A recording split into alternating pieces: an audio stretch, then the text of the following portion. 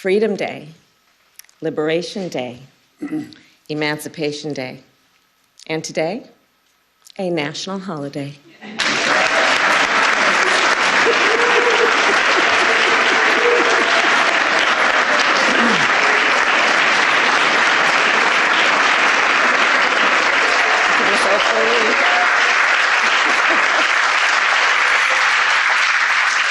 And looking out across this room, I see the advocates, the activists, the leaders who have been calling for this day for so long, including the one and only Miss Opal Lee.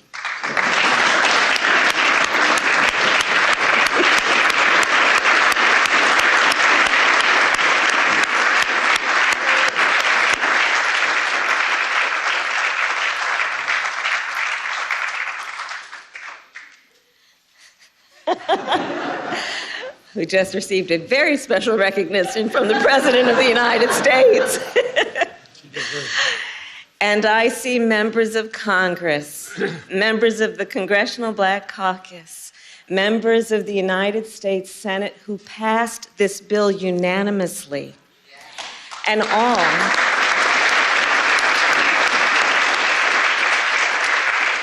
all of whom collectively were responsible for delivering this bill to the President's desk. And I thank you all. We thank you all. Your nation thanks you all. And you know, when we establish a national holiday, it makes an important statement. National holidays are something important. These are days when we as a nation have decided to stop and take stock, and often to acknowledge our history. And so as we establish Juneteenth as our newest national holiday, let us be clear about what happened on June 19th, 1865, the day we call Juneteenth. Because you see, that day was not the end of slavery in America. Yes, on that day, the enslaved people of Galveston, Texas, learned that they were free. But in fact, 2.5 years earlier, the Emancipation Proclamation ended slavery in the Confederacy. So think about that. For more than 2 years, the enslaved people of Texas were kept in servitude. For more than 2 years, they were intentionally kept from their freedom.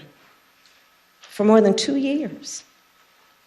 And then on that summer day, 156 years ago, the enslaved people of Texas learned the news. They learned that they were free, and they claimed their freedom. It was indeed an important day.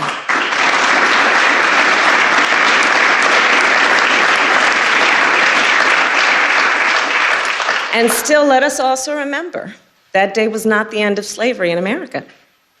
The truth is, it would be 6 more months before the 13th Amendment was ratified, before enslaved people in the South and the North were free. So as we commemorate the history of Juneteenth, as we did just weeks ago with the history of the Tulsa Race Massacre, we must learn from our history, and we must teach our children our history, because it is part of our history as a nation. It is part of American history. So let me end by saying this. We are gathered here in a house built by enslaved people. We are footsteps away from where President Abraham Lincoln signed the Emancipation Proclamation. And we are here to witness President Joe Biden establish Juneteenth as a national holiday. We have come far, and we have far to go, but today is a day of celebration. It is not only a day of pride, it is also a day for us to reaffirm and rededicate ourselves to action. And with that, I say, Happy Juneteenth, everybody. And with that, I introduce the President of the United States, Joe Biden.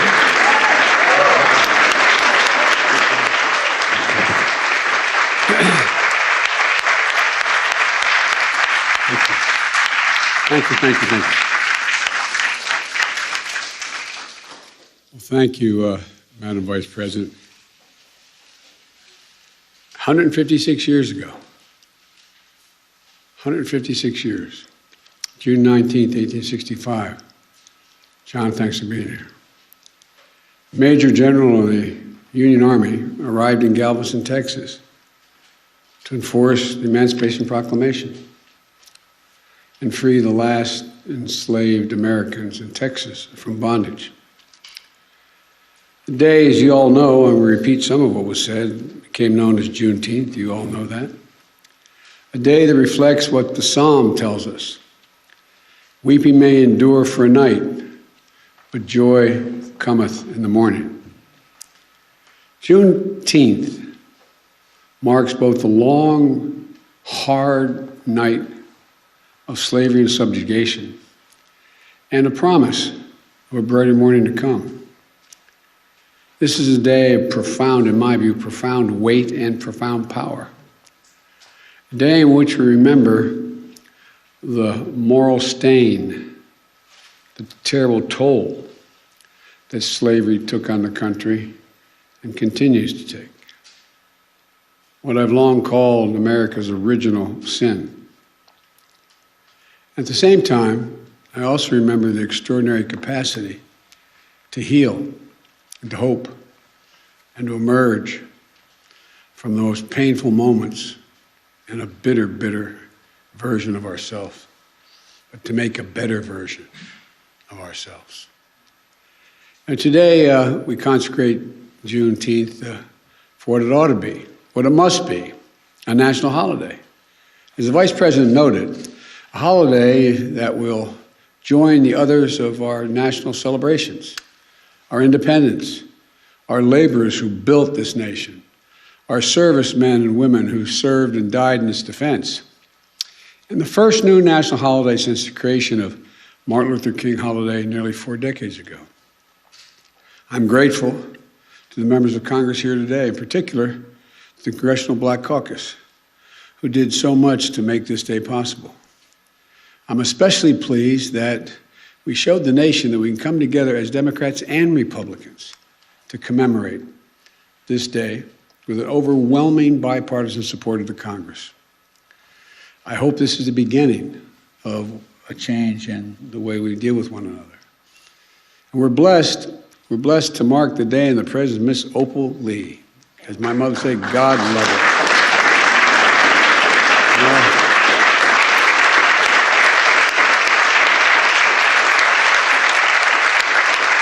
I had the honor of meeting her in Nevada more than a year ago.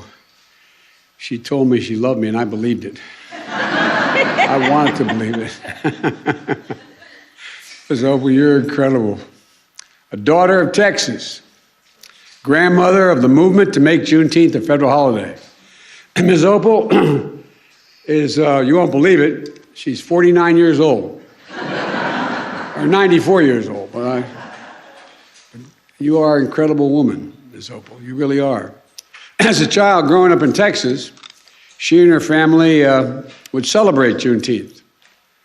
And Juneteenth, 1939, when she was 12 years old, a white mob torched her family home. But such hate never stopped her, any more than it stopped the vast majority of you I'm looking at from this podium.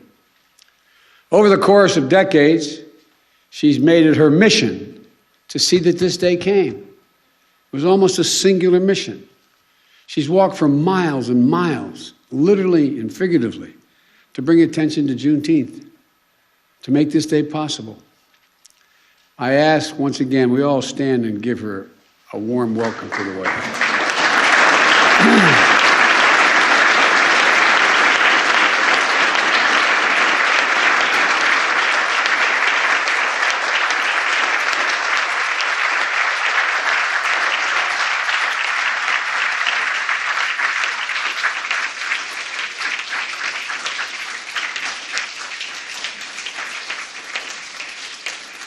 As they still say in the Senate, and I said for 36 years, if you excuse me for a point of personal privilege, as I was walking down, I regret that my grandchildren aren't here, because this is a really, really, really important moment in our history.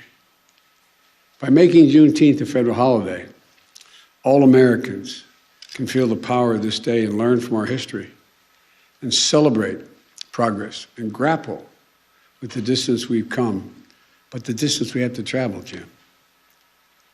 You know, I said a few weeks ago, marking the 100th anniversary of the Tulsa Race Massacre, great nations don't ignore their most painful moments. Great nations don't ignore their most painful moments.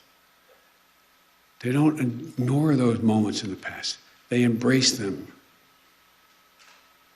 Great nations don't walk away. We come to terms with the mistakes we made. And in remembering those moments, we begin to heal and grow stronger. The truth is, it's simply not enough just to commemorate Juneteenth. After all, the emancipation of enslaved Black Americans didn't mark the end of America's work to deliver on the promise of equality. It only marked the beginning. To honor the true meaning of Juneteenth, we have to continue toward that promise, because we've not gotten there yet. The Vice President and I and our entire administration and all of you in this room are committed to doing just that. That's why we've launched an aggressive effort to combat racial discrimination in housing. Finally address the cruel fact that a home owned to this day by a Black American family is usually appraised at a low rate for a similar home owned by a white family in a similar area. That's why we committed to increasing Black home ownership, one of the biggest drivers of generational wealth. That's why we're making it possible for more Black entrepreneurs to access capital, because their ideas is good, they lack the capital to get their fair share of federal contracts so they can begin to build wealth. That's why we're working to give each and every child 3 and 4 years of age, not daycare, but school, in a school. That's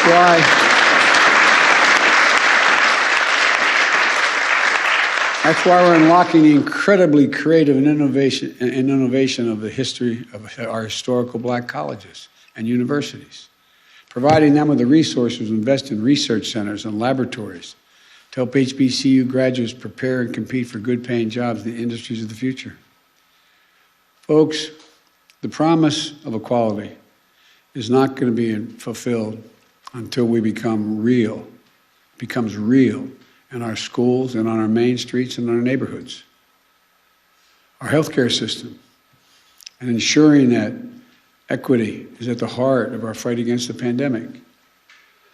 And the water that comes out of our faucets, and the air that we breathe in our communities, and our justice system, so that we can fulfill the promise of America for all people, all of our people. And it's not going to be fulfilled so long as the sacred right to vote remains under attack.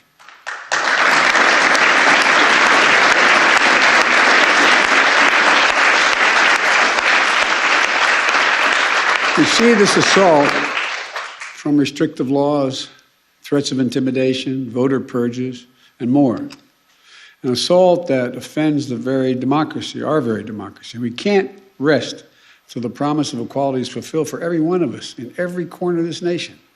That, to me, is the meaning of Juneteenth. That's what it's about. So let's make this very Juneteenth, tomorrow, the first that our nation will celebrate all together as one nation. A Juneteenth of action on many fronts. One of those is vaccinations. Tomorrow, the Vice President will be in Atlanta on a bus tour helping to spread the word, like all of you have been doing, on life-saving vaccines. And across the country this weekend, including here in Washington, people will be canvassing and hosting events in their communities, going door to door, encouraging vaccinations. We've built equity into the heart of the vaccination program from day one, but we still have more work to do to close the racial gap in vaccination rates. The more we can do that, the more we can save lives. Today also marks the 6th anniversary of the tragic deaths at Mother Emanuel Church in Charleston, South Carolina. A killer, motivated by hate, intending to start a race war in South Carolina. He joined his victims in a Bible study class. Then he took their lives in a house of worship. It's a reminder that our work to root out hate never ends, because hate only hides. It never fully goes away, it hides. And when you breathe oxygen under that rock, it comes out. And that's what we must understand, that Juneteenth represents not only the commemoration of the end of slavery in America more than 150 years ago, but the ongoing work to have to bring true equity and racial justice into American society, which we can do. In short, this day doesn't just celebrate the past. It calls for action today.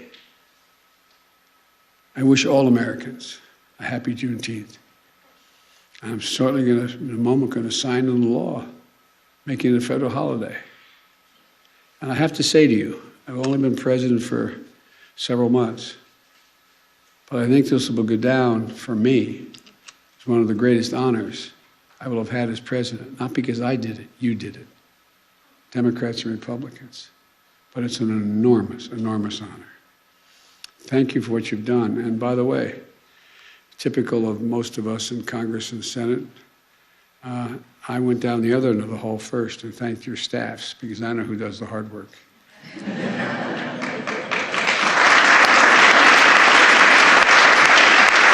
No, they're down there. They're at the other end. But I thank them as well. May God bless you all, and may God protect our troops. Thank you. Now,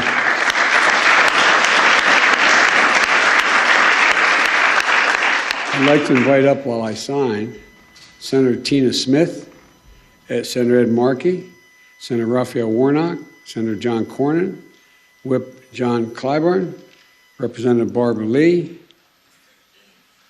Representative Danny Davis, Chair Joyce Beatty, and Sheila Jackson Lee, and Miss Opal. Just stand. You should have my chair.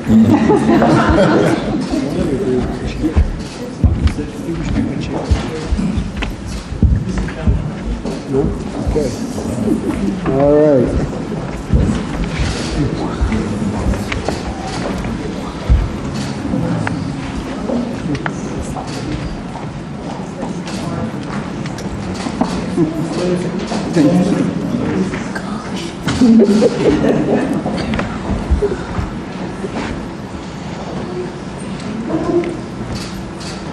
Miss Opal, that's the first one.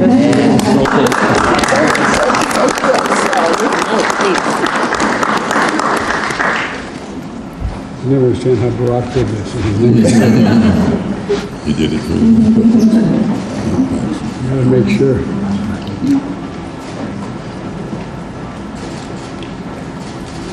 There you go.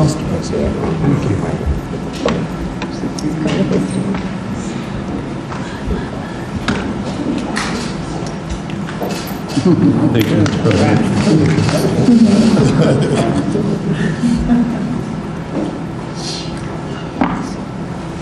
Thank you. Thank you so much.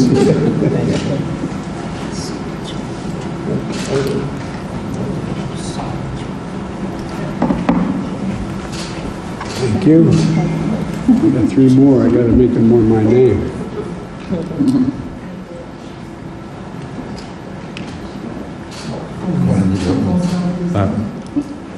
Oh, I'm sorry. That's for sure. There it is. There's a man. Texas. Did anybody else? Dan. Oh, yeah. Yeah, okay, man. I'm sorry, man. Congressman Davis. Thank you, man. Thank you. All right.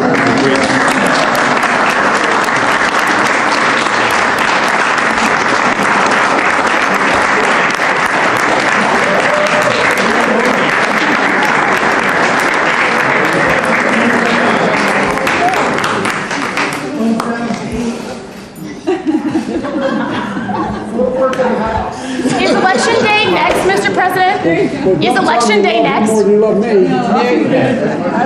Mr. President, is Election Day next? Is the plan to sign Election Day a national holiday? All right. Well, thank you, everybody. Thank you. Thank you. It's an